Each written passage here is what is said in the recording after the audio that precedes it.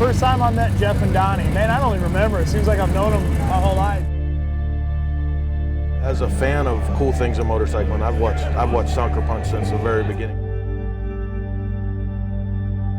Every single bike they did was just like, it was killer because they're all business, man. I mean, all their bikes, there's nothing on those bikes that you don't need, and they're taking old shovel heads and putting them back on the road, and I dig it. You know, it influenced me a lot.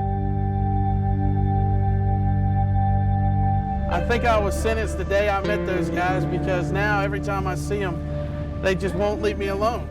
I mean, I don't know if it's all the chicks that I attract or my talent as a bike builder, but whatever it is, those guys just can't stop hanging out with me. But one year at the Smokeout, Jeff Cochran came up to me and one of our guys, Tattoo Duke, and he just leaned in and he says, "You guys are doing a hell of a job with that magazine." I do shape a lot of my business after guys like them, you know, coming up and seeing who is doing well. It's the guys that make stuff, or, you know, that have product. They're not relying solely on building motorcycles. You know, they've got more to offer than just that. And now here is Jeff, who at that point had already received national accreditation for the bikes that he was building, and I mean, everybody knew who Jeff was. And our magazine was just a little newspaper, like few pages color.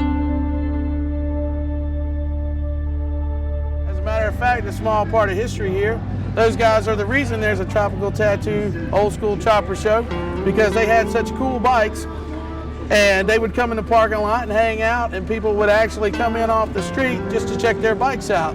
So Willie thought it was cool that if we would have a bike show with all of his friends' bikes, so that's how it grew. Like doing as best we could at the time, and he saw that, you know, like him and Donny both, man, like just constantly through the time that we were growing this magazine up, they constantly made sure that they were there, anything that we needed, the good words to keep us going when we wanted to quit.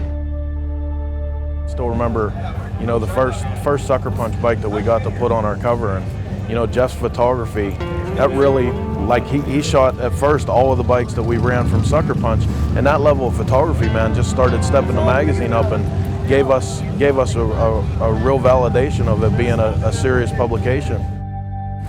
You know, they treat you like family, man. They're good dudes.